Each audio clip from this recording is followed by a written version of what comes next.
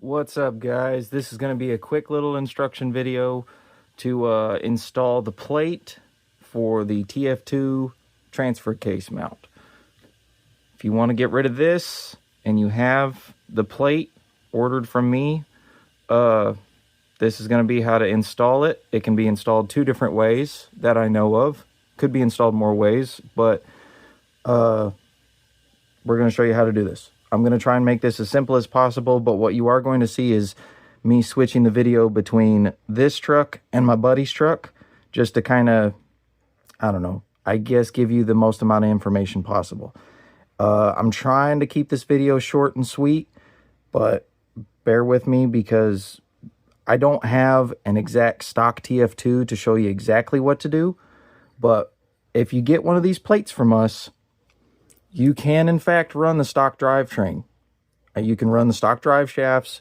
You can use all original parts if you want, except for the hardware that's included. You will have to get rid of the carrier bearing. The only reason you have to get rid of the carrier bearing is it's not going to be at the exact right depth, height-wise.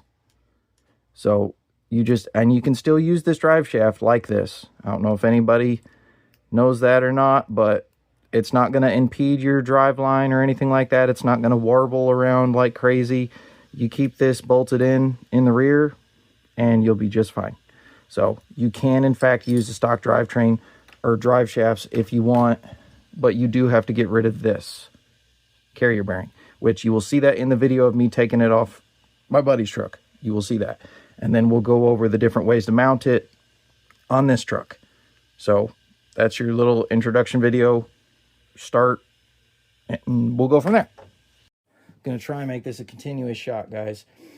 If you're sick of looking at this getting scraped on rocks, okay, everybody knows this in the RC four-wheel drive community as the boat anger, and we are going to remove it from my buddy's truck, and we are going to upgrade him with this fancy plate. We haven't come up with a concrete name for it yet. It's still in development, so don't steal from us. All right, please and thank you. Yeah, please and thank you. Don't steal it yet. All right, we need a 2 mil. Like I said, continuous shot. We're going for it. I think I can get it done in less than 30 minutes, honestly. I even got my little pin.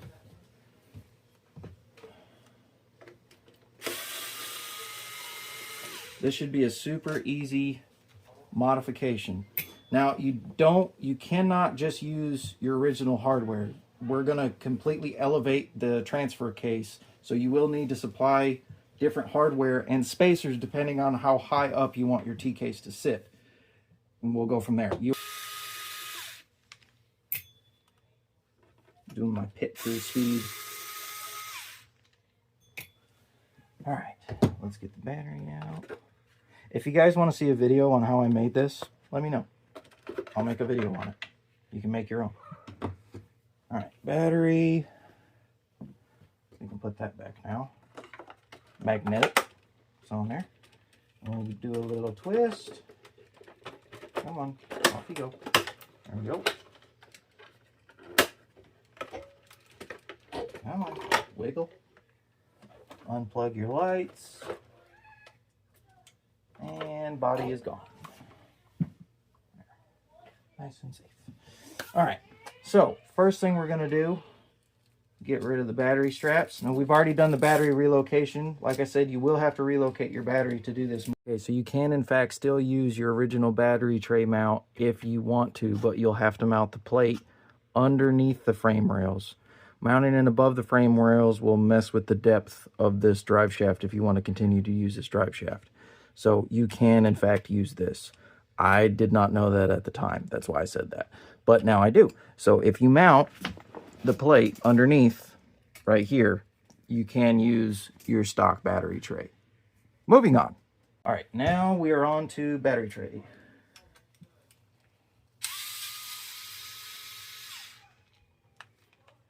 Come on.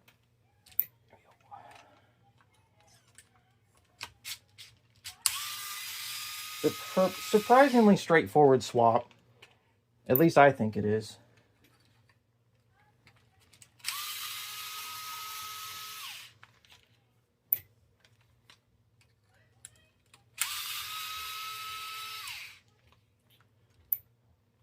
most of the work is done with the T-case itself.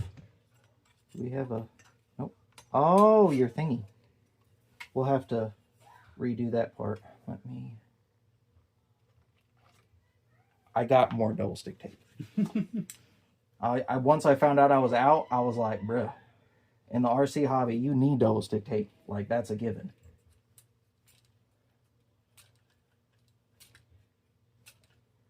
Get the seal, little twist, and off we go. Spare parts, souvenir. Don't need that anymore. We're weight reductioning, but we're improving performance. So leaf springs do behave better. Oh, we're getting rid of the carrier bearing also. We're going to remove a lot of stuff. All that's got to go. Sheesh. That was on there. That was one of the good ones from RC4WD Drive. That didn't even have no thread locker on it. All right, and then we're going to unbolt the T-case. The T-case mount is what we're going to unbolt. And then we'll unbolt the T-case from the mount. And then we'll toss that into a river where it belongs.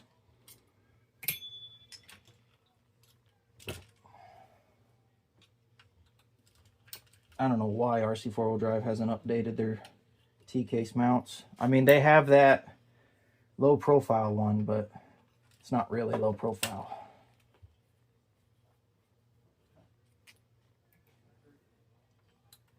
Now this plate that we're putting on, you will not have to change this drive shaft. This drive shaft will still be in the same spot. You'll see. It'll look pretty big brained here in just a minute. Go. I believe it's 1.5. Bye-bye carrier bearing. Are we good? Are we good? Yep, okay. We can actually just leave that just right there, because that's right where it's going right back to there. Okay, so we've removed the T-case and T-case mount. We are not putting these drive shafts back on. We got some nice ones. I'll show you those in just a second. I would say those are probably the best drive shafts you could possibly put in this truck.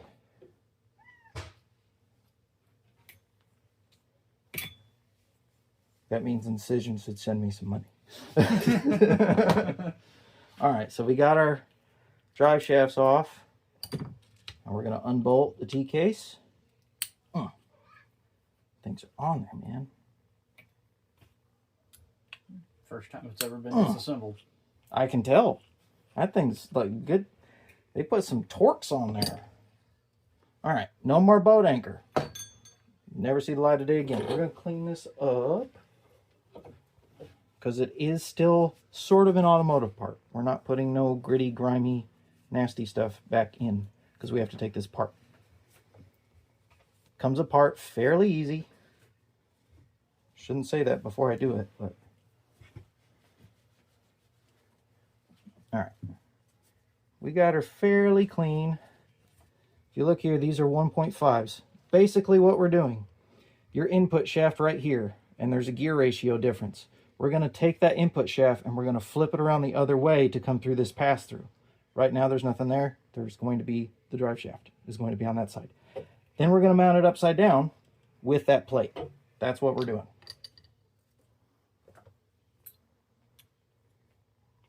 Oh man, on time. 8 minutes. We're cooking, dude. Hey, this will be easy. This will be the easiest T-case flip I've done. And I've done 2.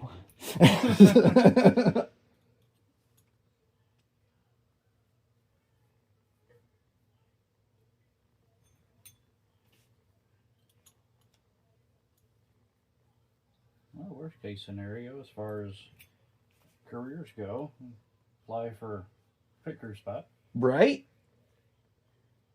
They have RC pit crews. They're like out in California, though. Not worth it. Nope, not worth it.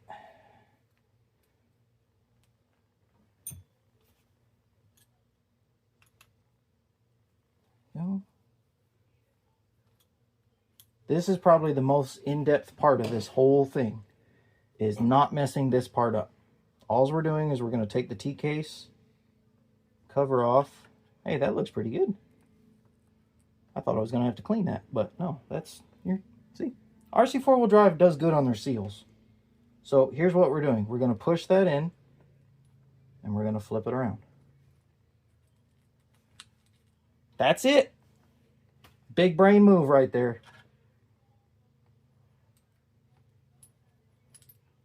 Oh, that way. Big brain. Come on. Quotation marks. Yep.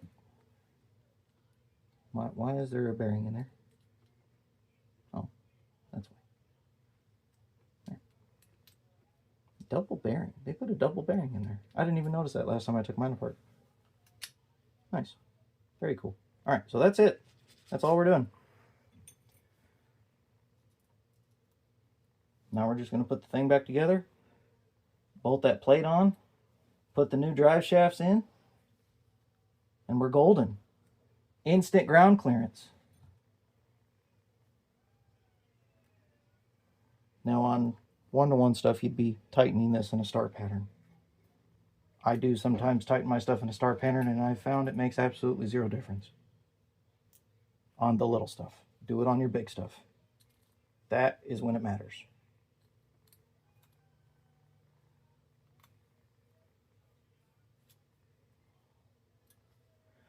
Also, if you're a heavy-handed person who likes to crank down on stuff, have somebody else do this for you.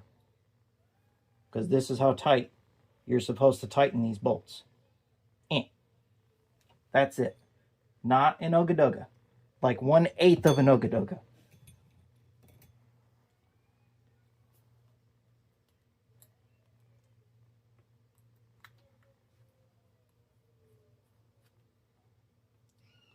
There we go.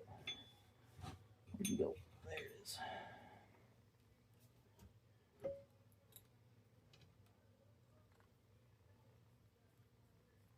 All right, T-case is back together, spinning nice and purty. So now what we're going to do, we're going to slide that right back in there. And then our plate is going to go right here. And what's the easiest way to hold that? That way, I guess. I would say so. Now we got to bolt the drive shafts up. The plate's going to be the very last thing we bolt on. All right, guys, sorry for jumping around so much. If you're wanting to not do the T-case flip, if you're wanting to keep your battery tray, not do the T-case flip, you want it to bolt underneath like a skid for the extra protection and stuff, this is how we're going to do this. All right, you take your T-case, set it off to the side. I have the hardware already in there. All right, you see the spacers and hardware will be in the pack that you get. So the T-case bolts, the holes, you see how they're kind of offset? The ones closest to the front of the truck, that's the way this plate goes on. So we're going to hold this sideways. This is just the easiest way that I've figured out how to do this. Hold this sideways. Take your 2mm, and where the original T-case bolts were, okay, or the T-case mount, where the T-case mount bolts were, there's 2 bolt holes right there. Those are where these 2 are going. Now, if you're doing the T-case flip, you're going to use those same holes. These holes are threaded all the way through the frame. So that's why this plate can be mounted both below and above. It just depends on if you want protection or ground clearance. I mean, it's both, in both directions, it's better than stock. But I like maximum ground clearance, but I'm going to show you guys how to do the other way to give you guys more protection for those guys that like to bounce their TF2s off of rocks and stuff like that. But just start each one of them. Don't tighten it up until you get them all threaded. Just like that. Once you get the last one threaded, you can tighten everything up. Like I said, I wish I had a completely bone stock TF2 to show you exactly what to do with a bone stock one, but I feel like you guys can figure it out a little bit with the information I'm giving you. Okay, so that's on there tight. It's good and ready. It's underneath. Now, all we're going to do is we're going to this stock drive shaft, input shaft, whatever you want to call it. Put that on there, and then your original screws, they're very short, from the T-case to the T-case mount, the ones that you pulled out of this. It's another 2mm. See if it'll stay. No, it won't stay. But put that on there. Again, don't tighten them down until you have both of them threaded. Got that started. And we got our other little shorty here.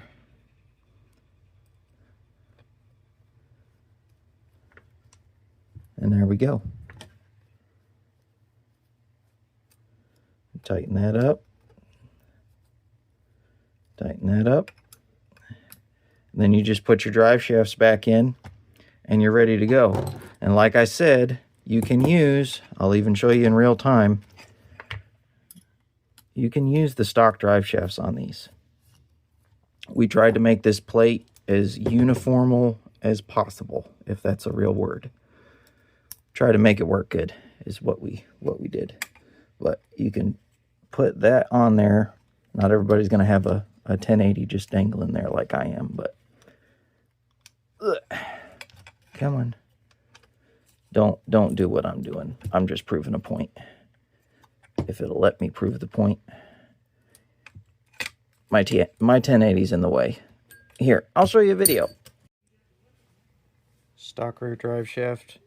This normally has a bracket right here. You don't need that anymore. You can use the existing stub shaft that comes out of here. It's a little loose and wiggly, but that could be play. I'm not sure what yours will look like, but stock front drive shaft, stock transmission shaft. That's all stock drivetrain.